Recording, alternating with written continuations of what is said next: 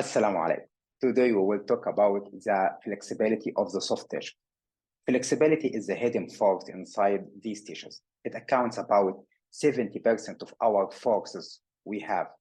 This force is very special. They have a lot of function to confront the injured force coming from outside and also the usual forces, and it gives us a power to move and to react to the environment around us. In this workshop, I'll talk about all the types of the soft tissues, all the types of the forces, what is these forces, and we will talk about the flexibility and this hidden force. And at the end, I'll give you 20 exercises how to improve and decrease these forces. First of all, let's start and talk about the function, soft tissue function. Soft tissue, its function of soft tissue, it could be to support, like this is the ligaments. Here, it can support the bone. Here, it can support these are separated bones or segments. Here, it can support our body. You know that our body like a machine, and the machine formed from segment and joints. This ligament would support this soft tissue. It works as a support of our body. Also, it can connect other tissues, like it can connect a muscle to bone, a muscle to muscle. It has a lot of jobs. It can connect tissues with each other. Okay. Also, it has a job or a function to enclose some tissues or surrounding some tissues, like here, they can endomycin and perimycin and ibmycin. It could encase or surrounding some tissues. This is the function of the soft tissues. We want to understand what the type of soft tissues. We have soft tissues, all tissues excluding the bones. But we have specified here to talk about some of these tissues, like first we have the muscles. We have a skeletal muscle, cardiac muscle, and smooth muscle. Skeletal muscle, our muscle for our body. Cardiac muscle belonging to the heart. And smooth muscle like the muscles of the vessels and the gut. But here I will talk about especially about the skeletal muscles. Joint tissues. The joint has a lot of soft tissues like ligament, like aponeurosis, meniscus, intervertebral disc, labrum, capsule, cartilage, synovial membrane. Let's take a see. Here we can see in this here we can see this is the aponeurosis, and also this is a tendon. These are the ligament over here. This is the intervertebral disc. It is also a soft tissue between the vertebrae, like what we see. Here, this is the labrum. This is the capsule that encase the joint, that's around the joint.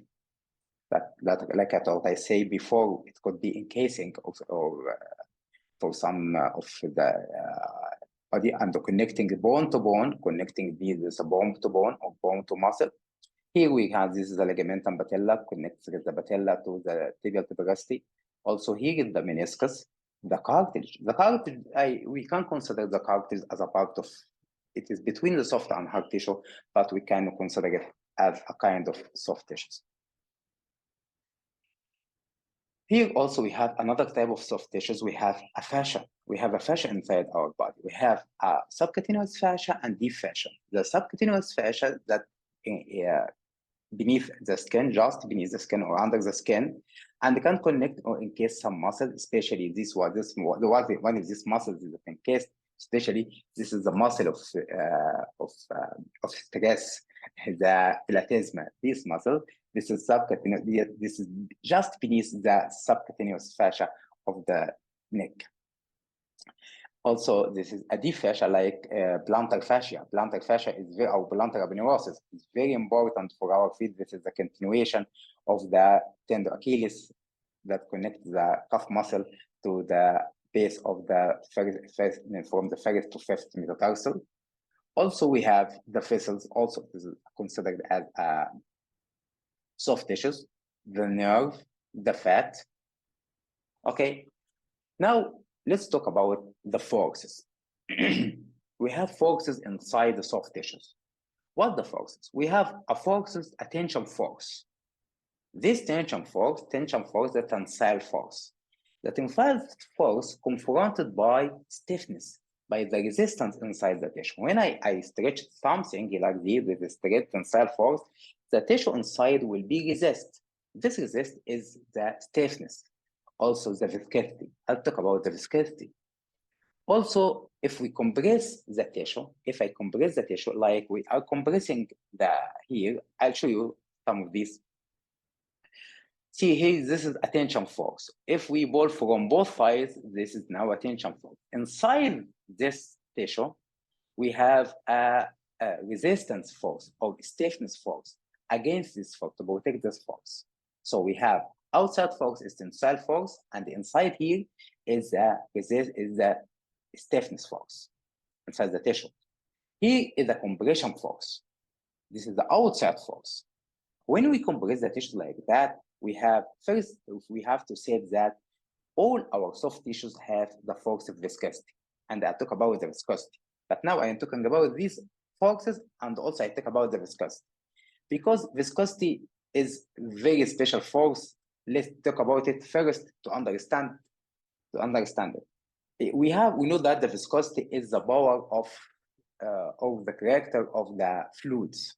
Okay, the fluids represented in layers. Between each layer and layer, the layers move in each other.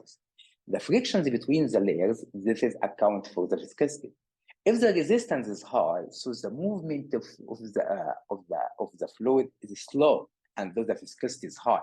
If the resistance between these layers is low, the fluidity, this is the against or the term opposite to viscosity, is high. So if the resistance is high, so viscosity is high. If the resistance is low, resistance between the layers of the fluid, the resistance is low. The viscosity is low. And the viscosity, that is the resist to shape the fluid. If you want to put the fluid like in a cup or pan or anything, it takes the shape of this. The resist taking that shape or taking the fluidity to move, this is the viscosity. No, we can say that between the water and honey, the water has low viscosity, however, honey has a high viscosity.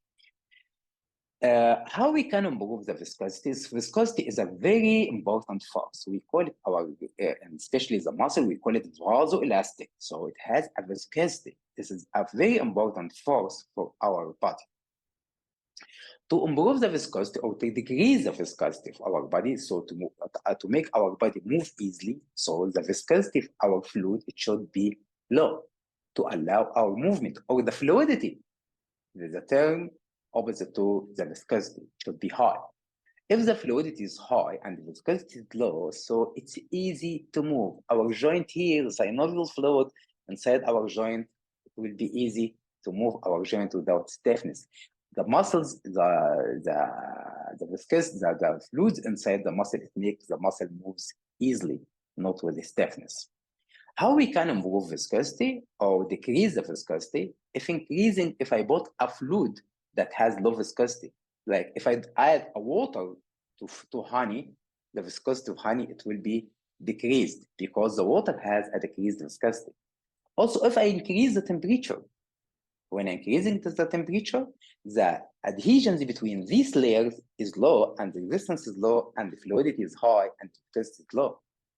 Also, if I move the fluid, when the fluid is moving, these layers will be, we have a friction force between them. This friction force making temperature, and this is so the friction force will be lower, and the fluid increased, and viscosity decreased.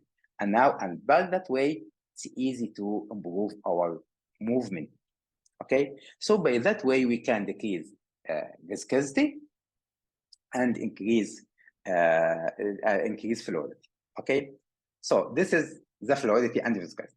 If we are here, if now we are making like this tension force, why we apply tension force to this tissue? Here inside we have a stiffness force to resist this tension force. Also we have viscosity, because this tissue, all the soft tissues has water, However, the muscle is the highest soft tissue that has the fluid inside. So the viscosity here is to resist this tension force. So when I apply resistance, the viscosity resists, and also the tensile force, the stiffness force resists. Also here, when we apply here a compression force, when I apply compression force, first of all, what will confront first? The viscosity.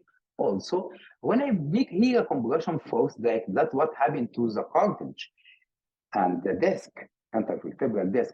Here, after compression, the fluid is pushing to these both sides. So we make here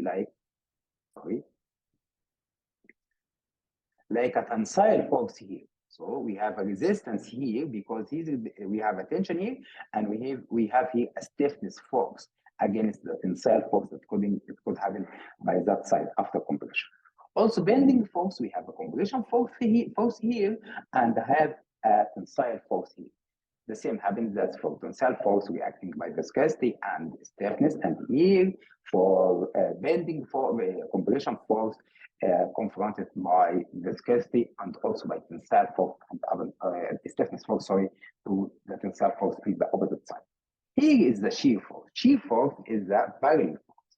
When I apply a barrel force like that, we have here a tensile force here on that side, and also we have here some compression force. So these are the two main forces, the compression and tensile force. So this is tension force, compression force, also add a tensile force, bending force composed of tensile force and compression force, shear force, tensile force and compression force, torsion force also, tensile and compression force. Okay, these forces that can applied to our tissue, and this is the reaction of our tissue to these forces. Okay,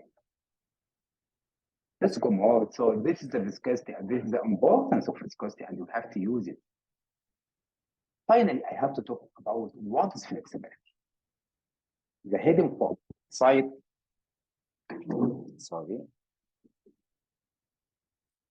The hidden force. These are the hidden force inside our body. The flexibility. What's flexibility? Flexibility is two components. When I applying stretching or tensile force to the tissue, it will be extensible. If the original force is 10, I can extend it to 15. This is extensibility. If it is a volume like a lung, like a stomach, it would be extensibility. So it will be expand or extend. This is the first item of flexibility. And we now know that when we extend the tissue, we have what is inside, we have stiffness and viscosity. So we have a resistance inside. So this is first. Second, after the tissue is stretched from 10 to 15, and we call it extensibility or extensibility, the tissue will be recoiled again. And the return is from 15 to 10. We call it this elasticity. What is the best flexibility? The best flexibility that has these two types. When I extend the tissue, it will be extended easily with less force. And the resistance inside the tissue will be easy, not hard. And or when expanded, it will be easy. So this means that we have high flexibility. The second part, when the recoil is hard and strong, that means that we have good flexibility. If the extension if we need to extend the tissue, and we have a high force, high stiffness, and high viscosity inside the tissue, that means this tissue is has low flexibility. If the return or recoil of the tissue to its original force is weak, that means we have weak flexibility. So strong flexibility, extend easily, and recoil hard. Thank you for listening, and I'll complete all the workshop in the Zoom session and in the next Friday. Thank you for listening.